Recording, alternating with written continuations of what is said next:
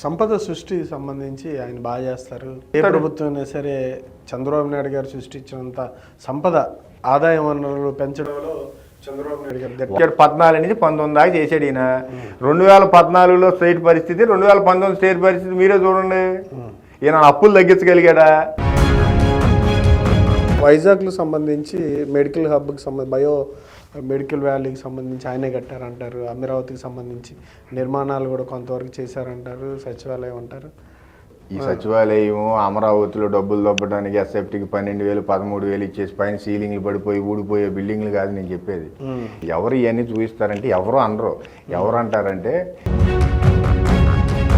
ఎవరో చెప్పరు. వీళ్ళిద్దరు తప్ప ఎవరో చెప్పరు.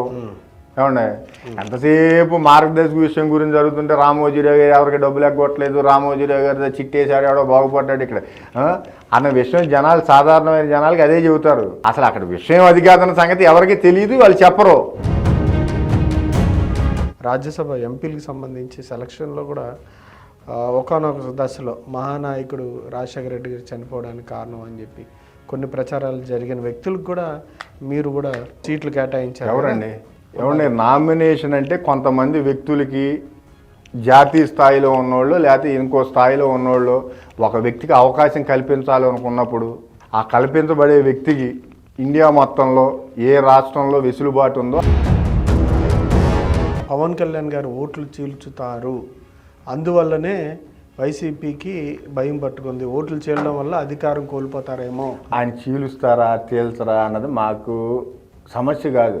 మీకు ఇందాక అదే చెప్పింది, మేము దేన్ని నమ్ముకుని రాజకీయాలు చేయట్లా. దేనికి ఈ బీసీలు ఈ పార్టీ సందర్భాలు ఎందుకు మాట్లాడుతున్నారంటే పోలవరానికి సంబంధించి ఏమైనా కంప్లీట్ అయ్యే అవకాశాలు ఉన్నాయి ఎన్నికలు వెళ్ళేలోపు? ఏదైతే ఎంతవరకు ఆంధ్ర గవర్నమెంట్ తరపు నుంచి స్టేట్ గవర్నమెంట్ చేయగలగదో అంతా ఈ గవర్నమెంట్ చేసింది. చంద్రబాబు నాయుడు గారు చేసిన లోటుపాట్లను కూడా సరిదిద్ది ఏదైనా కట్టడం అయిపోయింది.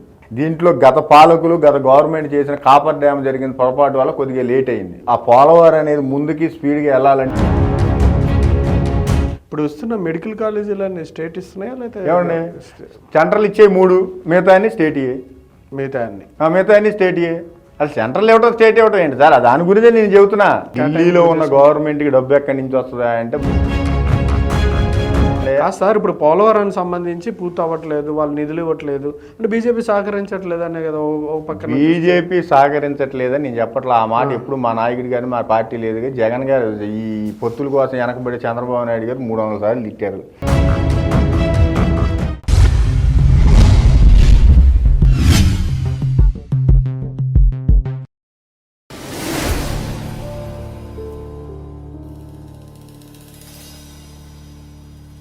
నమస్కారం శివాజీ గారు. సంపద సృష్టి సంబంధించి ఆయన బాగా చేస్తారు.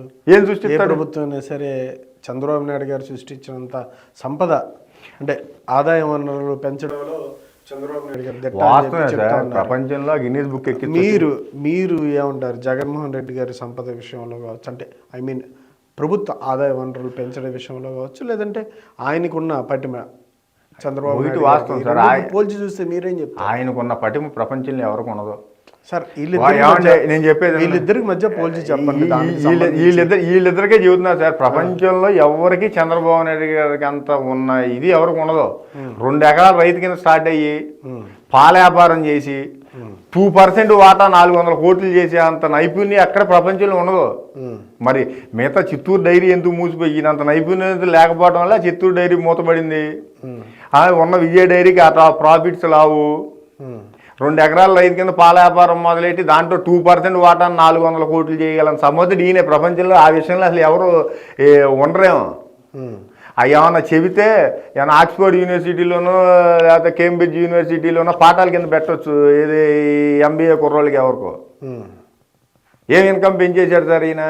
ఏం ఇన్కమ్ పెంచాడు? 14 నుంచి 19 దాకా చేశాడు ఈయన.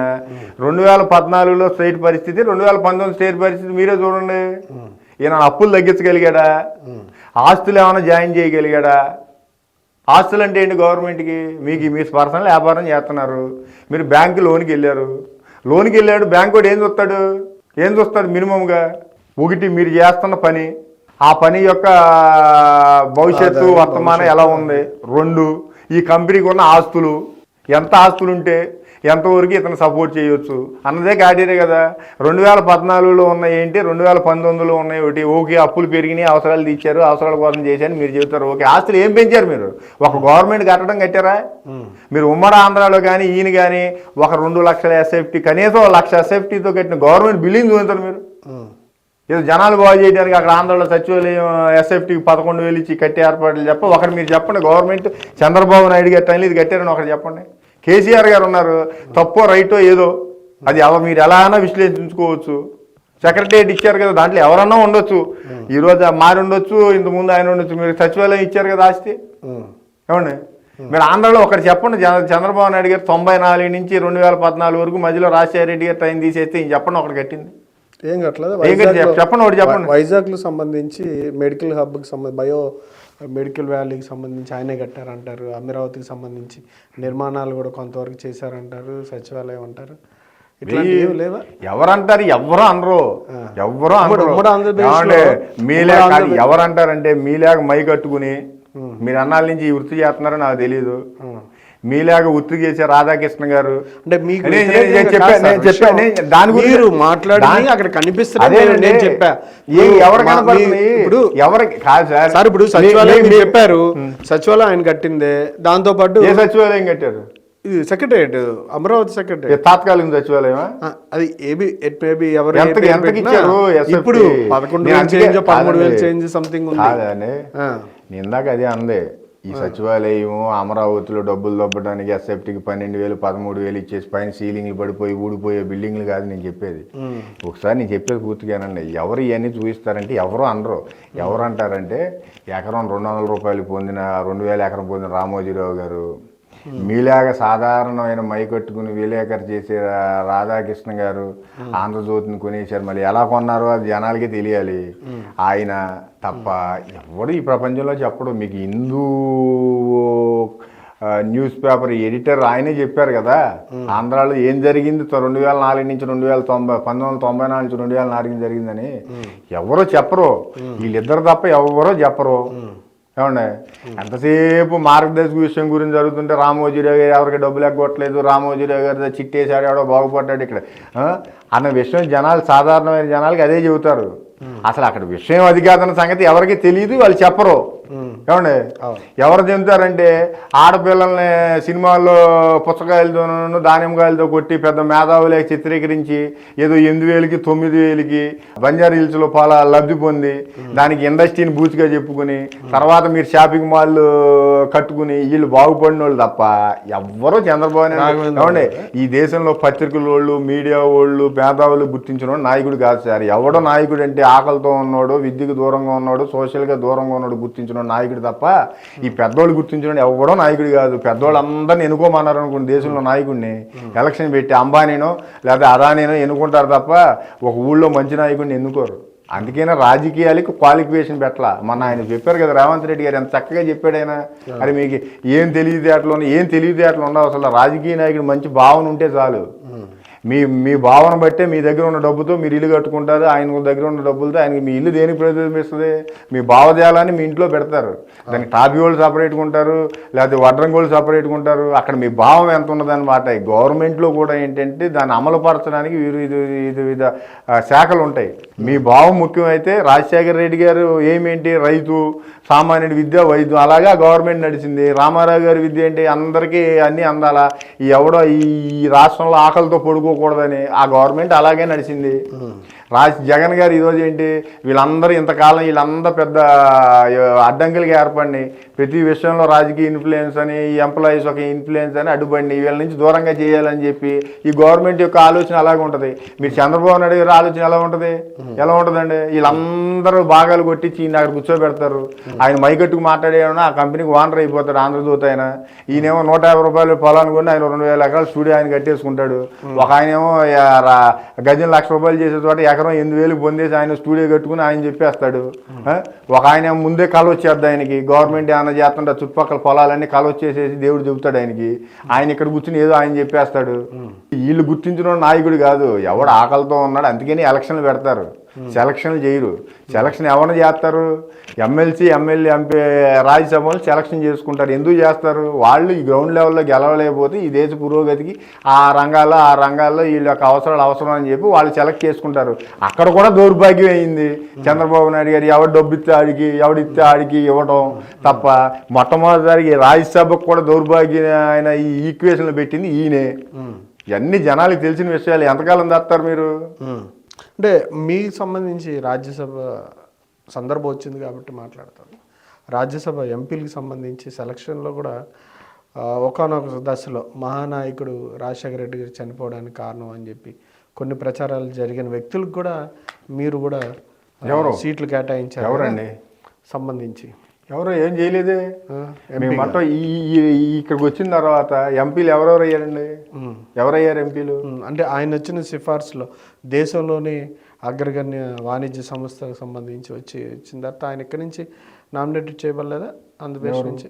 ఏమండి, నామినేషన్ అంటే కొంతమంది వ్యక్తులకి జాతీయ స్థాయిలో ఉన్నోళ్ళు లేకపోతే ఇంకో స్థాయిలో ఉన్నోళ్ళు ఒక వ్యక్తికి అవకాశం కల్పించాలనుకున్నప్పుడు ఆ కల్పించబడే వ్యక్తికి ఇండియా మొత్తంలో ఏ రాష్ట్రంలో వెసులుబాటు ఉందో అక్కడి నుంచి బట్టి వాళ్ళ రిక్వెస్ట్ మీద సెంట్రల్ గవర్నమెంట్ ఏదో విధకాలు కలుగుతాయి.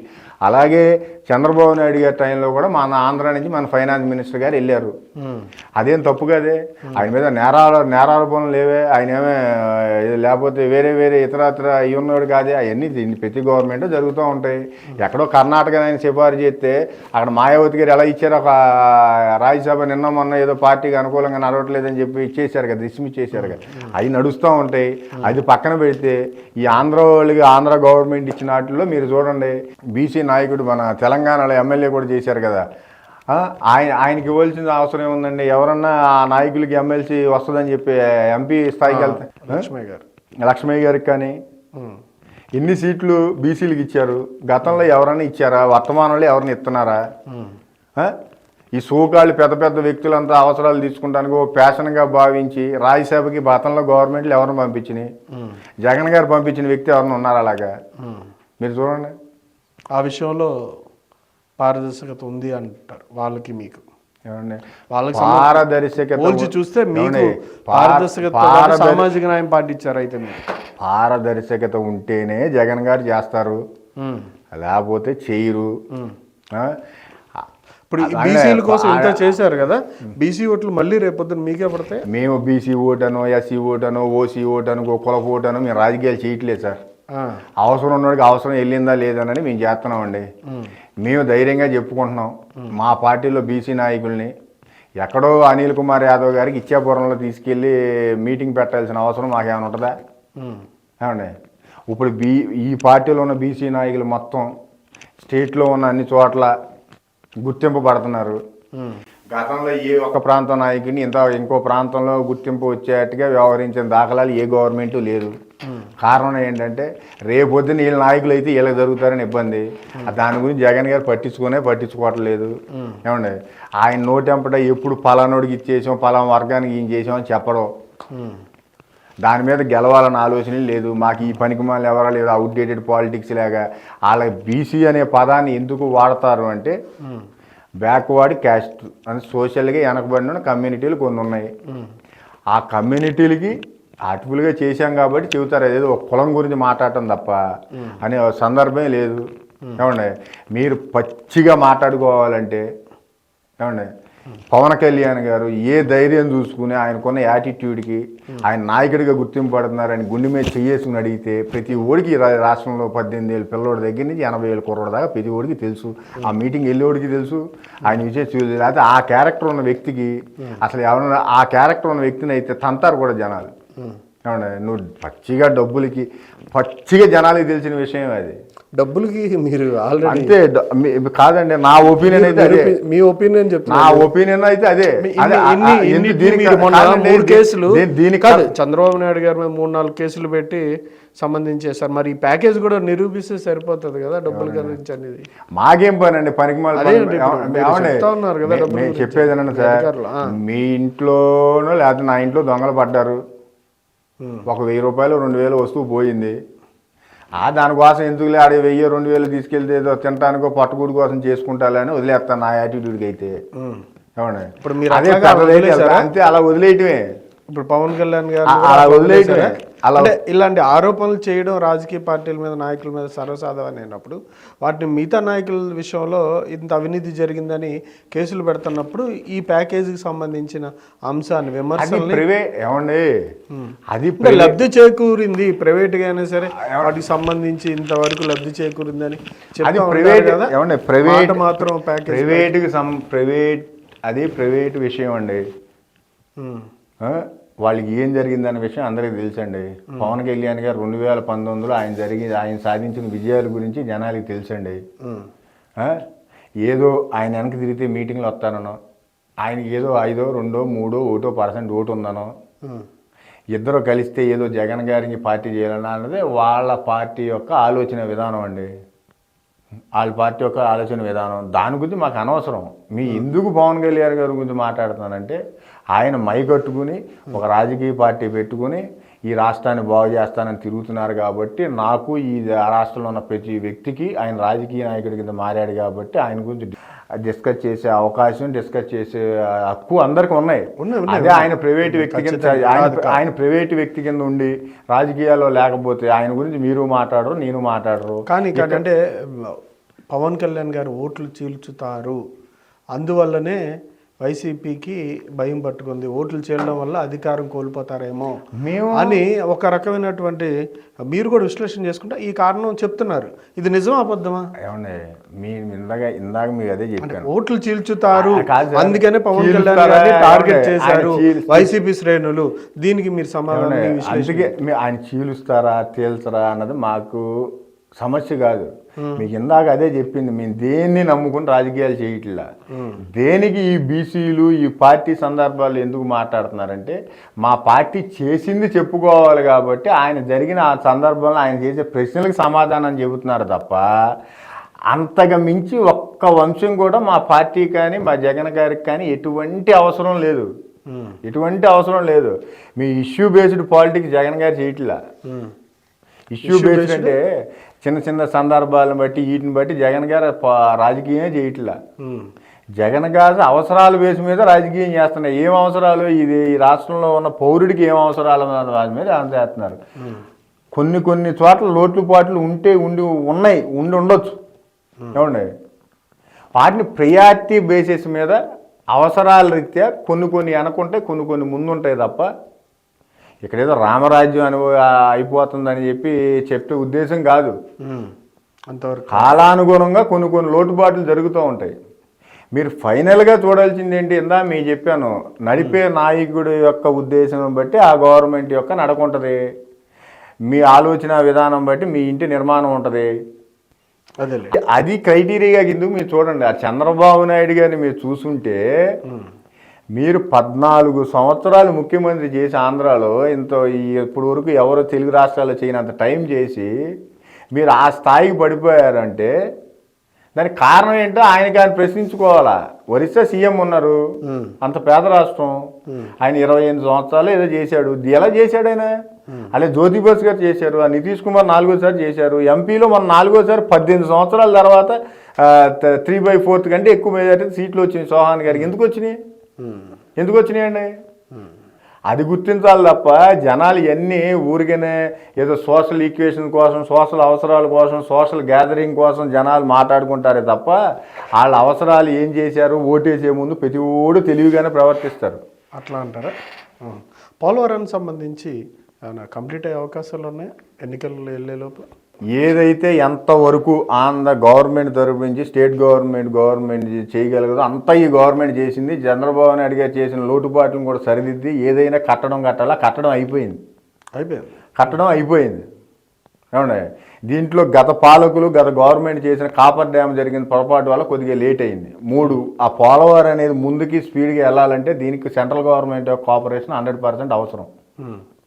ఈ పనికిమాల రాజకీయాలు ఇవన్నీ చెప్పి ఈ బీజేపీ పురంధేశ్వరి గారు ఇవన్నీ మానేసి ఆ పోలవరానికి సెంట్రల్ గవర్నమెంట్ ఏ చెప్పిందో అవన్నీ చేస్తే పోలవరం 1-2 సంవత్సరాల ముందే అయ్యేది. బీజేపీ మైకి వచ్చి ఏదో చెబుతున్నారు కదా, అసలు ముందు ఎదుటోడికి పేరు పెట్టే ముందు ఆ బీజేపీ ఏం చేసిందో తెలుసుకోవాలి. తిరుపతిలో మోడీ గారు ఏం చెప్పారండి? ఎందుకు చేయట్లేదో తెలియాలా? వాళ్ళు ఇచ్చే ఆపడం మానేసి వాళ్ళు కూడా రాజకీయ అవసరాలు ఇస్తే ఎక్కడ దొరుకుద్ది ఎక్కడిస్తే ఎలక్షన్లు రేపు ఏళ్ళు ఉన్నాయి అనగా ఎలక్షన్ మీటింగ్ వచ్చేసి రేపు ఎలక్షన్ మేము గెలిచి ఇచ్చేసేస్తాం మేము చేసేద్దాం. ఎక్కడి నుంచి వస్తుంది సార్ సెంట్రల్ గవర్నమెంట్ ఇన్కమ్ ఎక్కడి నుంచి వస్తుంది? సెంట్రల్ గవర్నమెంట్కి ఏమన్నా సపరేట్గా అమెరికా నుంచి రష్యా నుంచి జపాన్ నుంచి ఏమైనా వస్తాయేంటి? ఆంధ్రాలో ఒక 100 రూపాయలు డబ్బులు వస్తే దాంట్లో 42 రూపాయలు ఆంధ్రాకి ఇచ్చి 58 రూపాయలు వాళ్ళు తీసుకెళ్తారు. ఆ తిరిగిన డబ్బు మళ్ళీ మనకి ఇచ్చి మేము ఇచ్చాం ఈ 58 రూపాయలు సౌత్కి వచ్చేది అంతండి. తప్పు. సౌత్ నార్త్ పక్కన పెట్టండి, భారతదేశం అంతా ఒకటే. మా ఆంధ్రాకి అడిగే హక్కు ఎందుకు ఉందంటే బలవంతంగా క్యాపిటల్ ఒక చోట లాగేసుకుని తక్కువ జనాలకి ఎక్కువ ఆస్తిని ఎక్కువ జనాలకు తక్కువ ఆస్తి ఉందని పక్క జరిపేశారు కాబట్టి ఆంధ్రాకి అడిగే హక్కు ఉంది. మీరు ఏం చేస్తున్నారు ఆంధ్రాకి? ఆ కాలేజీ ఇచ్చాం, ఈ ఇన్స్టిట్యూట్ ఇచ్చాం. ఏం కాలేజీ, ఏ ఇన్స్టిట్యూట్లు కాలేజీలు ఇస్తే అయిపోతే అన్నీ లాక్కోబడినోడికి ఏం చేయాలి? ఏం చేయబోయే ఒక ప్రత్యేక ప్యాకేజ్ అనో లేకపోతే ప్యాకేజ్ రెండు ఇవ్వకపోతే ప్రత్యేక హోదా ఇస్తానన్నారు, తిరుపతిలో ఇవ్వలేదు. ప్రత్యేక ప్యాకేజ్ అన్నారు, ఏమి ఇచ్చారు మీరు ప్యాకేజీ? ప్యాకేజ్ కూడా పూర్తి చట్టబద్ధంగా జరగలేదు కదా. ఏ చట్టం? మీరే చేయాలి కదా. మీరు ఇక్కడ ఆంధ్ర గవర్నమెంట్ పాలకులను అడుగుంటారేంటి? మీరే చేయాలి కదా. ఇప్పుడు వస్తున్న మెడికల్ కాలేజీలన్నీ స్టేట్ ఇస్తున్నాయా లేదా? ఏమండి, సెంట్రల్ ఇచ్చే 3, మిగతా అన్ని స్టేట్ ఇయ్యే. మిగతా అన్ని స్టేట్ ఇయ్యే. అది సెంట్రల్ ఇవ్వటం స్టేట్ ఇవ్వటం ఏంటి సార్? దాని గురించే నేను చెబుతున్నా. సెంట్రల్ ఇవ్వటం స్టేట్ ఇవ్వటం ఏంటి? కొన్ని అంశాలు పరిధి కేంద్రంలో ఉంటాయి కాబట్టి వాళ్ళు కేటాయింపు గతం నుంచి అలాగే. ఢిల్లీలో ఉన్న గవర్నమెంట్కి డబ్బు ఎక్కడి నుంచి వస్తుందా అంటే భారతదేశంలోని 29 రాష్ట్రాల నుంచి వస్తుంది. ఢిల్లీలో ఉన్న గవర్నమెంట్ మిగతా రాష్ట్రాల డబ్బు ఎలా ఇద్దంటే ఆ కలెక్ట్ చేసిన డబ్బే ఇస్తుంది. ఏమండి, మీరు ఖర్చు పెట్టే డబ్బుల్లో ట్యాక్స్ సెంట్రల్ గవర్నమెంట్ తీసుకుంటుంది. జిఎస్టీలో 9% వీళ్ళకి ఇస్తే 9% వాళ్ళు తీసుకుంటారు. అలా ప్రతి దాంట్లో వాళ్ళు తీసుకెళ్తారు. బీజేపీ సహకరించట్లేదు, సహకరించట్లేదంటే మీరు అనుకున్న మాట కాదండి సార్. ఇప్పుడు పోలవరానికి సంబంధించి పూర్తి అవ్వట్లేదు, వాళ్ళు నిధులు ఇవ్వట్లేదు అంటే బీజేపీ సహకరించట్లేదనే కదా పక్కన. బీజేపీ సహకరించట్లేదని నేను చెప్పట్లా. ఆ మాట ఎప్పుడు మా నాయకుడు గారు మా పార్టీ లేదు. జగన్ గారు ఈ పొత్తుల కోసం వెనకబడి చంద్రబాబు నాయుడు గారు 300 సార్లు తిట్టారు. పర్సనల్గా మోడీ గారిని తిట్టాడు, పర్సనల్గా పార్టీని తిట్టాడు, పర్సనల్గా పార్టీని మెచ్చుకున్నాడు. ఇవన్నీ చేశాడు. జగన్ గారు అలాంటి చీప్ మాటలు కానీ వ్యవహారాలు కానీ చెప్పరు.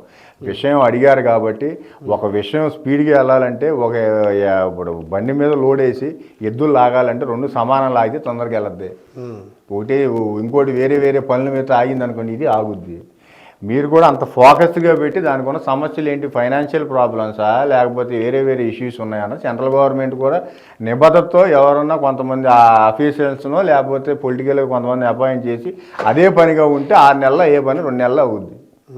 అది కొంతవరకు చిత్తశుద్ధి లోపించిందంటారు. చిత్తశుద్ధి లోపించడం అంటే వాళ్ళకు ఉండే రీజన్స్ వాళ్ళకి ఉండొచ్చు. ఇక్కడ చెప్పేది ఏంటంటే వాస్తవాలు ఎవరో చెప్పరు. వాస్తవం తెలిసిన వ్యక్తి కూడా ఎదుటి వినేవాళ్ళని బట్టి వీళ్ళు చెప్పేదానం తప్ప తెలిసిన విషయం కానీ వాళ్ళకి తెలియాల్సిన విషయం కానీ ఎవరో చెప్పట్లేదు ఇక్కడ. అది కొంతవరకు లోపం కదా. ప్రజలు చెప్పాలనుకునేది ఏంటి మీరు? ఏదండి ప్రజలకు, ఆంధ్రప్రదేశ్ ప్రజలకు మీరు ఆ ప్రజలకి ఏం చెప్పవసరం లేదు సార్. ప్రజలు అందరికంటే విజ్ఞులు. ఎవరికి ఏం చెప్పవసరంలా. ప్రజలందరికీ తెలుసు ఎవరు ఎలాంటి వాళ్ళు. కానీ జనాలు ఒకటి రోజు ఈ TV5, ఆంధ్రజ్యోతి, ఈనాడు ఛానల్ చూసి, ఆంధ్రజ్యోతి పేపర్ చదివి, ఈనాడు పేపర్ చదివే వాళ్ళందరికీ ముఖ్యంగా చెప్పేది ఏంటంటే అందరూ చదవచ్చు. ఆ చదివే వాళ్ళు టీడీపీ వాళ్ళు అని చెప్పడం నా ఉద్దేశం కాదు. గవర్నమెంట్ తీసుకునే విధానాలు కానీ బయట ప్రపంచంలో జరుగుతున్న విధానాలు కానీ తెలుసుకున్న మాధ్యమాల్లో 1 టీవీ 2 పేపరు. అవి ఎలా చూపిస్తే అది వాస్తవం అని చెప్పి అందరూ నమ్ముతారు. కనీసం 50% అన్న వాస్తవాన్ని నమ్ముతారు. కానీ వీళ్ళు ఏం చేస్తున్నారంటే విషపూరితమైన ప్రచారం చేయడానికి అవాస్తవం. శ్రీలంక వెళ్ళారనుకోండి రావణాచార్యుడి గురించి గొప్పగా చెబుతారు. ఇంకో చోటకి వెళ్ళారనుకోండి ఆయన గురించి బాగా చెబుతారు, ఎవరో లాడెన్ గారి గురించి. ఇంకో చోటకి వెళ్ళారనుకోండి దావూద్ ఇబ్రహీం గురించి బాగా చెబుతారు. వాస్తవాలు ఏంటనేది వీళ్ళు గ్రహించాలా, ఏం జరుగుతుందన్నది వీళ్ళు గ్రహించాలా. డెవలప్మెంట్ లేదు, డోర్ పోలేదు, ఇవన్నీ విషయం. వాస్తవాన్ని డెవలప్మెంట్ అంటే ఏంటో తెలుసుకోవాలి. రోడ్లు గత గవర్నమెంట్ ఏం చేసిందో ఇదే తెలుసుకునే ప్రయత్నం చేయాలి. వాళ్ళు నోటలుగా ఆలోచించాలి తప్ప ఈ పేపర్ చూసి. ముఖ్యంగా జగన్ గారు వచ్చింది జరిగింది ఏంటంటే ముఖ్యంగా యూత్, ముఖ్యంగా మంచివాళ్ళు అని చెప్పి సమాజంలో తిరిగేవాళ్ళు, మేధావులు వీళ్ళంతా ఒకటి ఆలోచించాలా.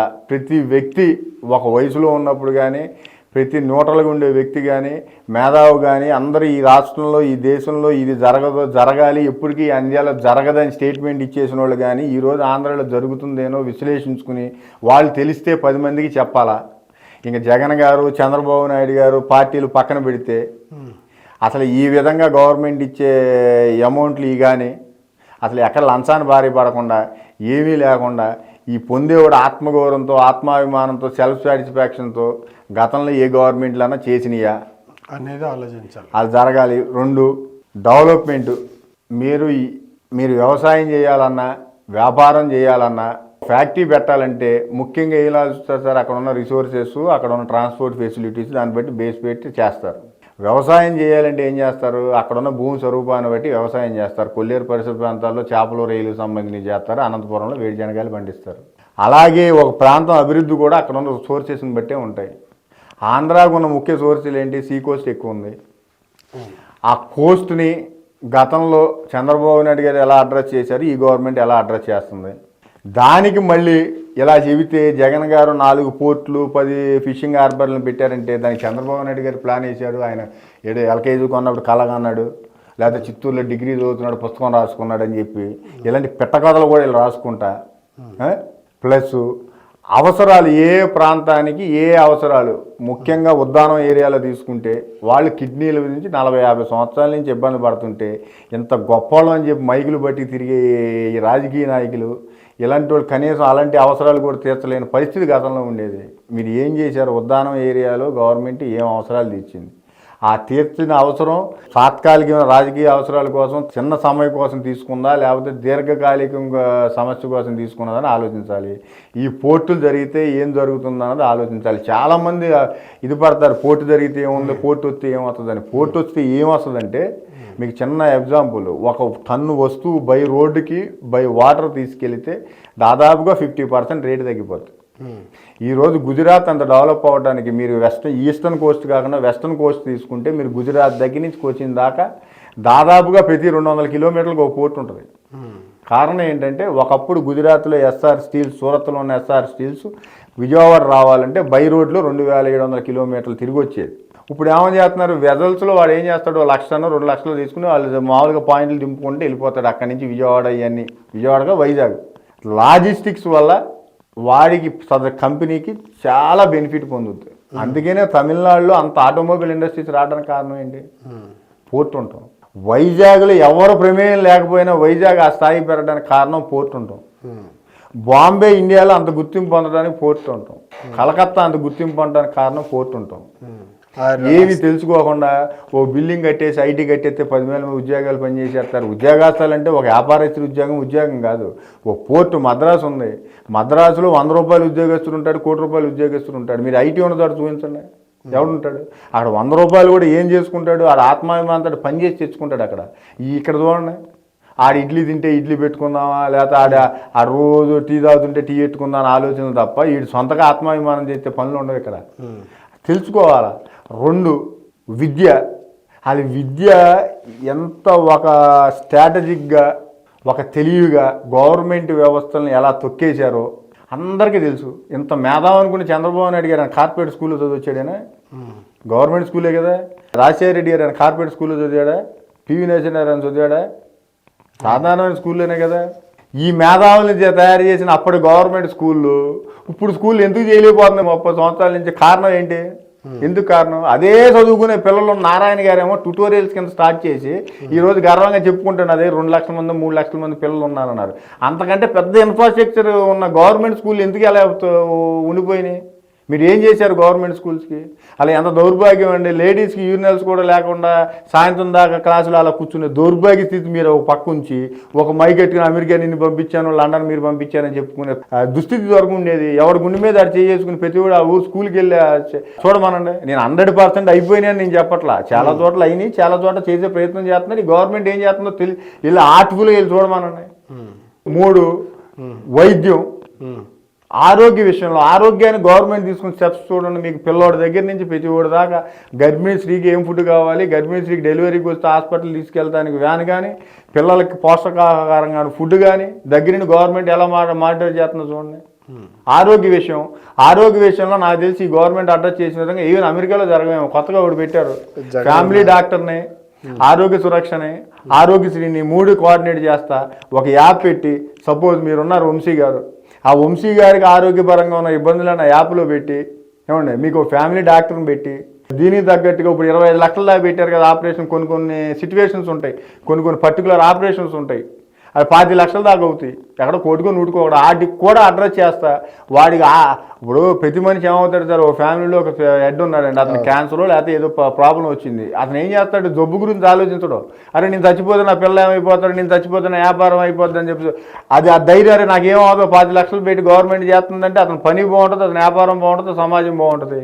ఈ మూడిట్లు జనాలు ఆలోచించమని ఏం జరుగుతుందో బయట పెట్టి కింద లెవెల్ ఈ పొందుతున్న వాళ్ళు ఆలోచిస్తున్నారు తప్ప ఈ విషపూరిత ప్రచారాలు చేసి వీళ్ళ అవసరాల కోసం అక్కడ నుంచో పెడితే ఈయనకి రామోజీరావు గారి కేసులు ఉండవు, రాధాకృష్ణ గారికి డబ్బులు వస్తాయి.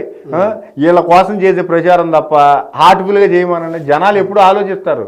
నేను ఒకరిని పొగట్టడం ఒకరిని విమర్శించడం కాదు. ఎంత విష ప్రచారం చేసిన సెంటర్లో మోడీ గారు ఎందుకు గెలుస్తున్నాడు? ఎంత విచారం. 2019లో డిమానిటైజేషన్ ఓడిపోతాడు మోడీ అన్నారు, మెజార్టీ వచ్చింది. ఇప్పుడు ఇంకా వస్తుందని చెప్పి ఇంకెక్కువ వస్తుందని ఇప్పుడు చెబుతున్నారు కదా.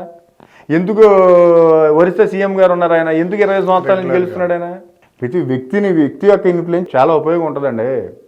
కొన్ని సందర్భాల్లో ఓడిపోయి ఉండొచ్చు. కేసీఆర్ గారు ఎందుకు ఓడిపోయారు, రేవంత్ రెడ్డి గారు ఎందుకు గెలిచారు, అక్కడ ఏంటంటే పోటీ పడే వ్యక్తుల యొక్క లీడర్షిప్ క్వాలిటీస్ని బట్టి.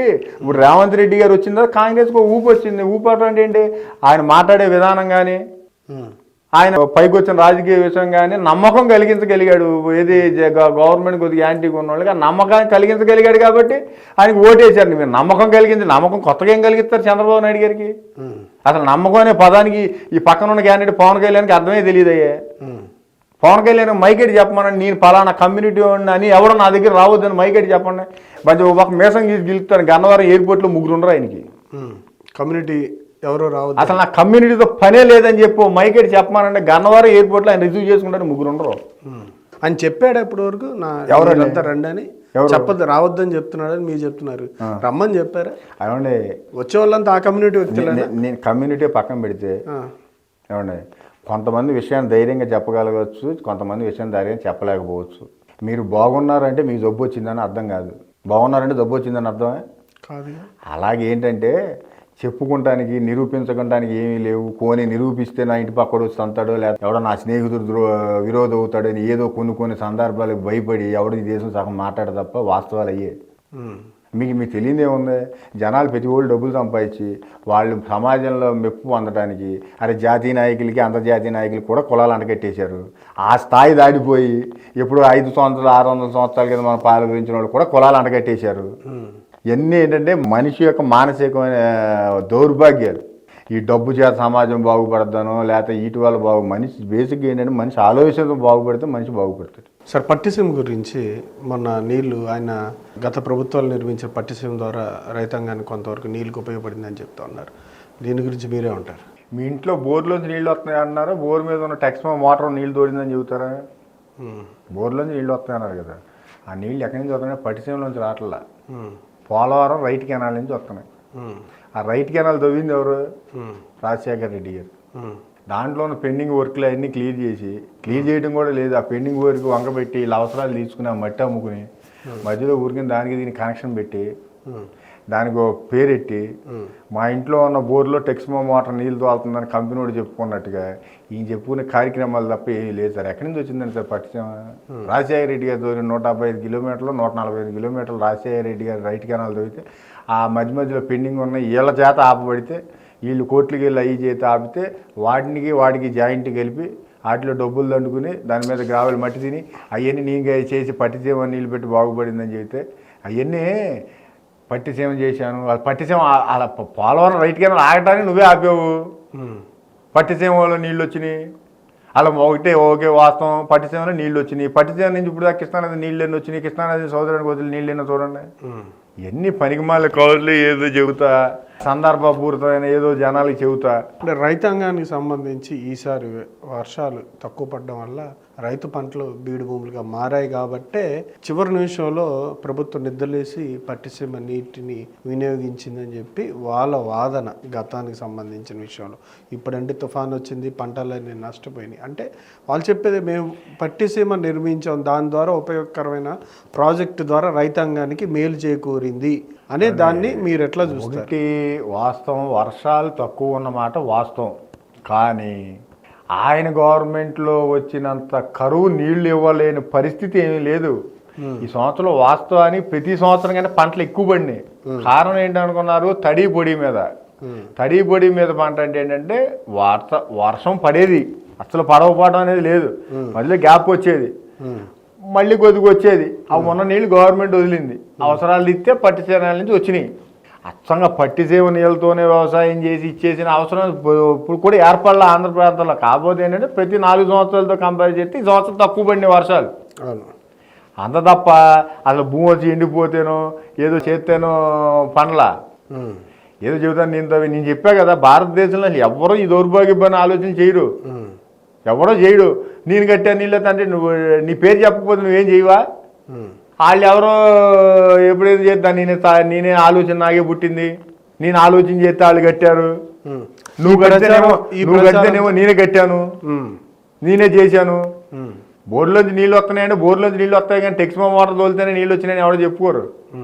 అది ఎవరో తవ్విన కాలువకి ఎవరో శంకుస్థాపన చేసిన దానికి నువ్వు పేరు మార్చుకుని నీ ఇన్ఫ్లుయెన్స్ ఉండదని నువ్వు భావించి ఆ రైట్ కెనాల్కి పట్టిసేమని నువ్వు పేరు పెట్టి దాంట్లో అసలు మీ పాత్ర ఉందా? పట్టిసీమ రైట్ కెనాల్ తవ్వక ముందు మీరు ఏమన్నా దాని ప్రయత్నం చేశారా నీళ్ళు తేటానికి? మీరు కట్టారు, ఓకే. మీ టైంలో ఉన్న 2002, 2003, 2001, 2299 ఉన్న కరువుకి మీరు ఏమన్నా తీర్చారా నీళ్లు? ఆ టైంలో ఏమన్నా ప్రయత్నం చేశారా గోదావరి కృష్ణ కలపడానికి? అరే మా ఏరియాలో గోదావరి పక్కన కృష్ణా నది పక్కన డెల్టా ప్రాంతం ఉన్న మా ఏరియాలోనే 2002, 2001, 2003లో పశువులకి ఎండుగడ్డి లేకపోతే యుద్ధ ప్రాతిపదికన అక్కడక్కడ తీసుకొచ్చి పశువులు పెట్టారు. ఆ దౌర్భాగ్య స్థితి అసలు పూర్వం ఏమన్నా ఉందేమో కానీ 100 ఏళ్ళ క్రితం 30-40 సంవత్సరాల నుంచి ఆ పరిస్థితి ఎప్పుడూ లేదు. అప్పుడు ఏమైంది రైట్ కెనాల్లో ఇవన్నీ ఏమైంది? పట్టిసీమలకి కనీసం ఆలోచన వచ్చిందా? ఎన్ని దౌర్భాగ్య పాటలు ఏదో చెప్పుకోవడానికి ఇవన్నీ అంతే అంటారు. Thank you sir, thank you very much అండి శివాజీ గారు, మీ టైం ఇచ్చినందుకు. ఇదండి కనుమూరి శివాజీ గారి ఆలోచనల అభిప్రాయాలు. ప్రధానంగా ఆంధ్రప్రదేశ్ రాష్ట్రానికి సంబంధించి ప్రజలకి ప్రభుత్వం ఎన్నో సంక్షేమ కార్యక్రమాలు నేరుగా వారి అకౌంట్లో వేస్తా వాళ్ళ అభివృద్ధికి సహకరిస్తుందని, అభివృద్ధి విషయంలో మాత్రం ప్రజలు పూర్తి స్థాయిలో ఆలోచన చేస్తున్నారని, కుటుంబ అభివృద్ధితో పాటుగా వాళ్ళ సమాజంలో నలుగురి దగ్గర చేచాచకుండా వారి అవసరాలు తీర్చుకుంటూ ఆర్థిక అభివృద్ధితో పాటు విద్యా వైద్యాన్ని కూడా జగన్మోహన్ రెడ్డి గారు విప్లవాత్మక మార్పులు చేసి ఫ్యామిలీ డాక్టర్ అని ఇటువంటి పథకాలతో మంచిగా ప్రజల్లో చోరగొట్టున్నారని. కానీ కొన్ని ఛానల్స్, కొన్ని పత్రికలు విష ప్రచారం మీద కల్పించడం కొంతవరకు వేరే డైవర్ట్ తీసుకున్నా సరే అంతిమంగా ప్రజలు ఆలోచించగలిగే స్థితికి ఇవాళ ఆంధ్రప్రదేశ్ ప్రజలు ఉన్నారని, ఆ రకమైనటువంటి ఉన్నాయని పవన్ కళ్యాణ్ గారి ఏదైతే పర్యటనలు కావచ్చు ఇవన్నీ తెలంగాణలో వచ్చిన ఫలితాలని చూస్తే మనకు అర్థమవుతుందని, అట్లాగే ఆంధ్రప్రదేశ్లో కూడా అదే ఫలితాలు రిపీట్ అవుతాయని చెప్తా ఉన్నారు. పవన్ కళ్యాణ్ గారు ఎదుటి వ్యక్తిని చెప్తున్నట్టుగా కాదని, ఆయన ఒక నియంత, ఆయన పార్టీ స్పీచ్లు చూస్తే మనకు అర్థమవుతుందని ఈ విషయాన్ని ప్రజలు కూడా గమనిస్తున్నారని ఈ సందర్భంగా ఆయన తెలియజేశారు. Thank you sir, thank you.